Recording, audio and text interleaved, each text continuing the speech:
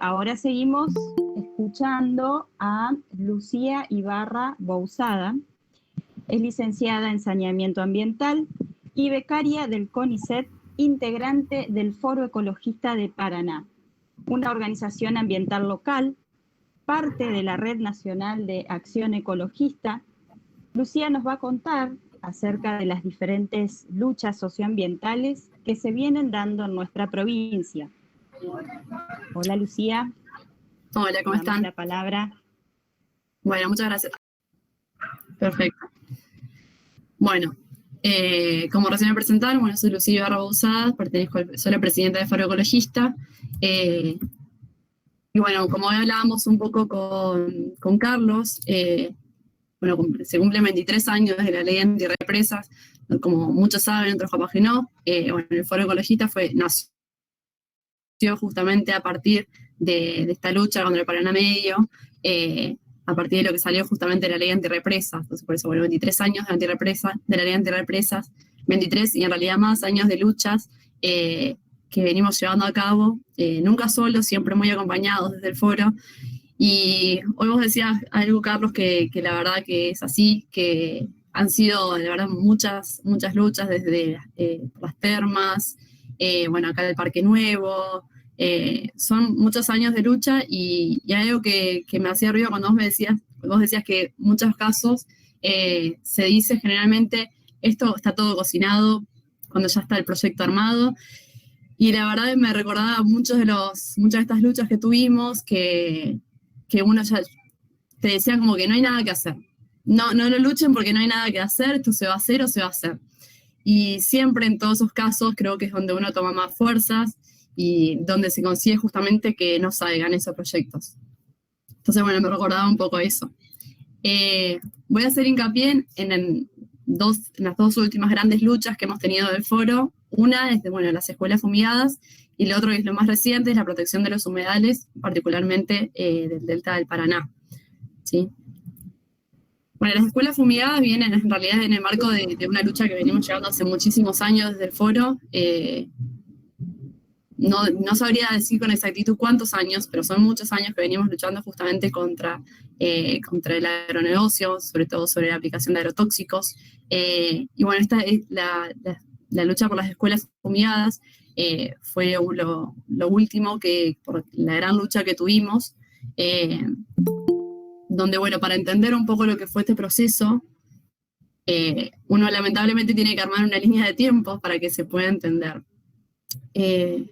Bueno, esta acción judicial, más que nada, que llevamos a cabo, se dio después de intentar dialogar muchas veces y tratar de solucionar estos problemas de diferentes maneras. En su momento muchos se nos criticó, decían, bueno, la instancia judicial es la última que se usa, y sí, la verdad, es la última que quisimos usar, pero bueno, justamente fue después de tratar de dialogar, tratar de solucionar este problema de distintas maneras. No voy a hacer hincapié tanto, o sea, si bien sí es judicial, no soy abogada, por las dudas lo aclaro, entonces no voy a entrar tan detalladamente en detalles jurídicos. Pero bueno, a grandes rasgos, esto empezó en agosto de 2018, donde presentamos un amparo ambiental. Lo presentamos junto con AGMER, y era un amparo que iba contra la provincia, contra el gobierno, en realidad, de la provincia de Entre Ríos. Lo que se pedían era, por un lado, que se pedían distancias para las fumigaciones, tanto terrestres como aéreas. Las distancias que se pedían eran de 1.000 metros para fumigaciones terrestres y 3.000 metros para fumigaciones aéreas. También se pedía que esté presente una barrera vegetal, ¿sí? Esto es una barrera básicamente de árboles, para proteger también a las escuelas de estas aplicaciones.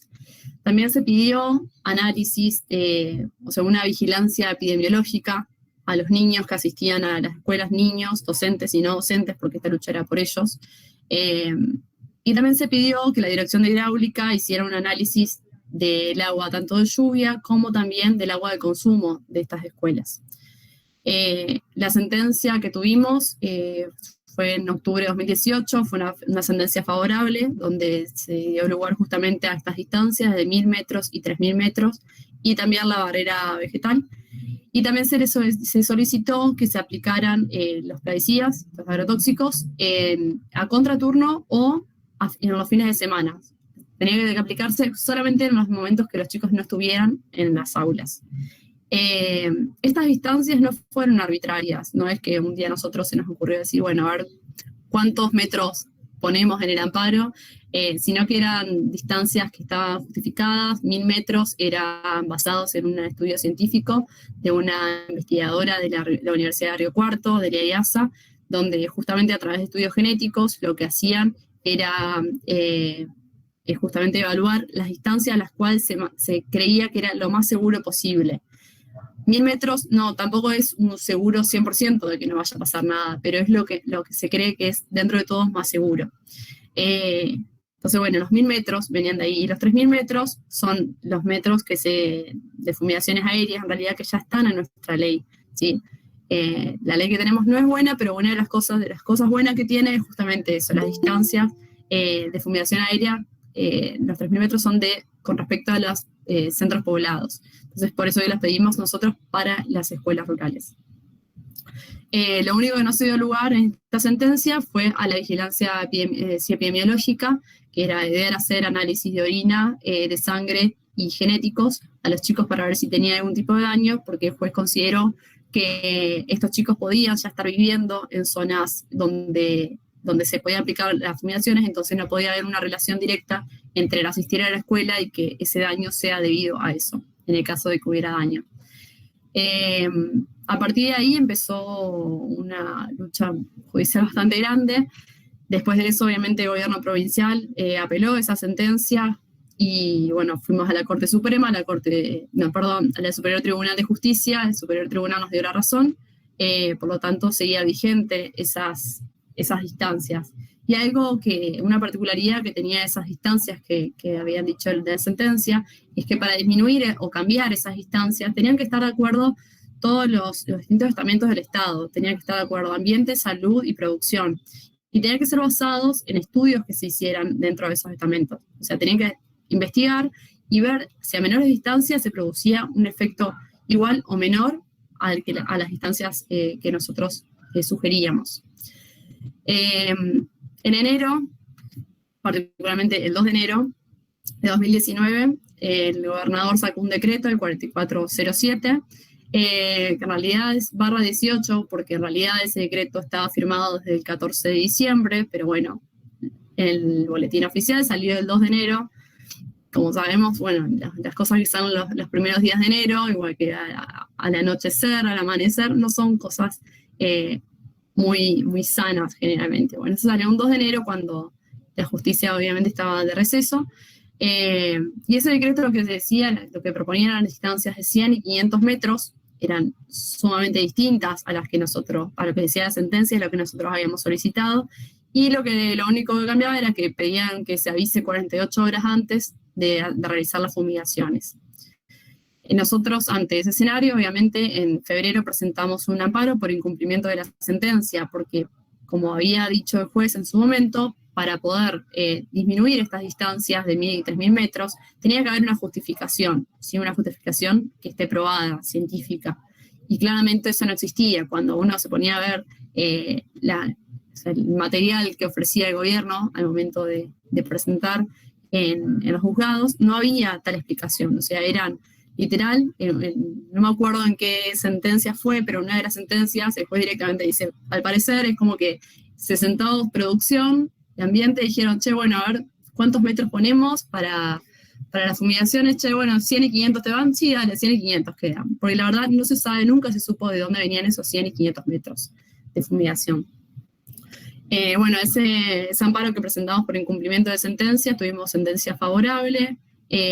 Obviamente también la provincia apeló esa sentencia, volvimos a ir al Superior Tribunal de Justicia, volvieron a darnos la razón, ya veníamos con muchas sentencias favorables, y bueno, en agosto de 2019 se presentó un nuevo decreto. Bueno, esa sentencia anterior, el gobierno también la llevó a la Corte Suprema. La Corte Suprema tiene tiempos que son básicamente que no existen. no hay tales tiempos, entonces puede tomarse hasta muchos años para resolver esos temas. Bueno, en agosto de 2019 sacó el decreto del gobernador, el 2239/19, donde era básicamente muy parecido al que había presentado en enero. La diferencia, según ellos, era un decreto que era lo mejor a nivel país. Hoy en día vemos que en realidad era lo mismo que la nada prácticamente. Este decreto lo que hacía era poner zonas de exclusión y áreas de restricción. Las zonas de exclusión eran de 100 y 500 metros, donde no se podía aplicar ningún tipo de plaguicida. Y las áreas de restricción eran de 500 metros y de 3.000 metros, donde esos 500 metros y esos 3.000 cuentan a partir de los 100 y de los 500. Es bastante difícil, además de entender ese decreto, hay que leerlo muchas veces para entender cuáles son las distancias a las que hace referencia.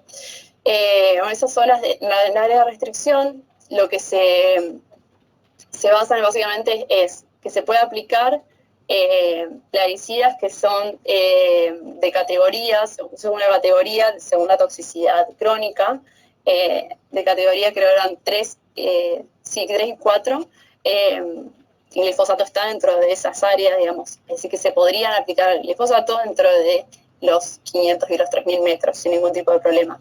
El resto de los plaguicidas, esa categoría que se le da 1A, 1B y 2, generalmente son plaguicidas que ya no se utilizan. Entonces fue una salida elegante nada más que buscó el Estado para poner mayores distancias, pero son plaguicidas que prácticamente no se están utilizando. Además, tengamos en cuenta que esas categorías de las que yo les hablo, de categoría 1A, B, 3, 4, esas son categorías que, como les decía, son categorías que son recomendadas por la OMS y hacen referencia solamente a la toxicidad aguda, no crónica. ¿Sí? Entonces, no está evaluando el daño, por ejemplo, genético ahí. ¿Sí? Bueno, a partir de ese decreto, después de que salió, lo que se hizo, el gobernador en realidad sacó un proyecto de ley que terminó siendo aprobado para modificar lo que era la Ley de Procedimientos Constitucionales. Entonces, al momento de ir al Superior Tribunal, en vez de ser juzgado por 3 jueces que eran idóneos en el tema, íbamos a ser juzgados por 5 jueces que no todos eran idóneos en el tema. Aún así, nosotros decidimos presentar un amparo de nulidad por este decreto porque entendíamos que seguían incumpliendo las sentencias judiciales, las primeras. La primera sentencia que se nos salió favorable cuando se recurrió al Superior Tribunal, como sabíamos que iba a pasar, nos salió desfavorable. Es por eso que hoy en día se sigue aplicando ese decreto, el 2239. Nosotros sí recurrimos a la Corte Suprema, y como les decía, la Corte Suprema no tiene tiempos delimitados. Hace más de un año que estamos esperando algún tipo de respuesta sobre esto. Bueno, la situación actual sigue rigiendo, como les decía, el decreto 2239/19 y todavía estamos esperando la resolución de la Corte Suprema al pedido de nulidad del decreto. Aún así, nosotros seguimos luchando, seguimos con la ronda de los martes, que hace más de 2 años que las venimos realizando, con apoyo de muchísima gente. Como se ven, los niños siempre están presentes y es una lucha que seguimos. A causa de esto también hay otra lucha que fue, básicamente siempre van de la mano, porque es difícil también poder separarlas. Cuando a los productores se les dijo no pueden aplicar agrotóxicos en estas distancias de los 1.000 y 3.000 metros, lo primero que se dijo fue no podemos producir, ustedes nos están prohibiendo que nosotros produzcamos, cuando en realidad no era así. Se podía producir de otra manera y eso fue un poco también el mensaje que quedó de incentivar la agroecología.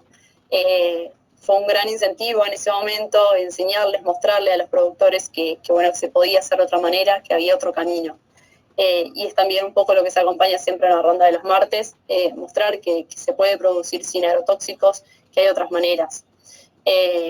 Obviamente que es una lucha que está súper latente, esta que la seguimos haciendo, y bueno, siempre va teniendo, así como la sentencia judicial tiene distintos capítulos, nosotros les decimos así que tiene distintos capítulos porque es muy difícil de comprenderla. Esta lucha de agrotóxicos es muy larga y tiene varios tomos, ya diría. Y bueno, la otra lucha que quería hacer referencia, que es la más reciente, bueno, la de los humedales y la del delta de Paraná, que es lo que tanto se viene hablando, lo que tanto venimos viendo directamente en nuestras islas y en distintos lugares del país también, las quemas que se vienen realizando. La foto de arriba muestra en realidad cómo deberíamos ver nuestros humedales, y particularmente el delta. La de abajo es como la estamos viendo actualmente, y la verdad es una imagen bastante triste, ¿sí? ¿Cuál es la importancia que tienen los humedales? Creo que todos un poco lo sabemos, pero bueno, o sea, uno no lo sabe, para refrescar un poco, bueno, los humedales sirven para mitigar principalmente el cambio climático. Lo que hacen es absorber los gases de efecto invernadero y nos dan oxígeno. Por eso es que funcionan como pulmones.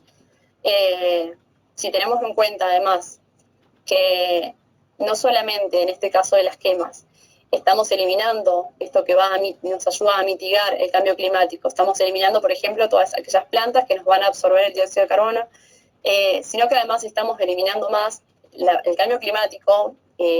Los efectos que vamos a ver son potenciados. Bueno, otra de las importancias que tienen los humedales es que, bueno, poseen una biodiversidad que es sumamente rica y es única. Hay especies que solamente están en esos ambientes. Como decía Florencia, hay muchos animales incluso que no conocemos porque no nos hacen conocerlos en las escuelas. Al menos yo también soy de la generación que no nos mostraban este tipo de fauna. Y bueno, la fauna que tenemos y la flora que tenemos es única.